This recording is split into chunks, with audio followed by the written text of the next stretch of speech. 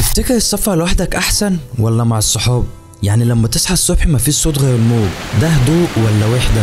ولما تاخد قرار لحظة بلحظة من غير ما تستنى رأي حد، دي مساحة ولا مخاطرة؟ في ناس بتخاف تسافر لوحدها وفي ناس بتخاف تسافر الا لوحدها، بس انا كان لازم اجرب بنفسي وانا اقول لك تجربتي الخاصه. بصوا بقى، في حاجه انا حبيت اشارككم بيها النهارده، موضوع عن السفر حاجه جميله وبيفتح لك ابواب على حاجات جديده وعلى ناس جديده وافكار جديده. بس لما بنفكر في السفر دايما بسال نفسي سؤال، هل السفر مع الصحاب احسن ولا السفر لوحدك ليه طعم مختلف؟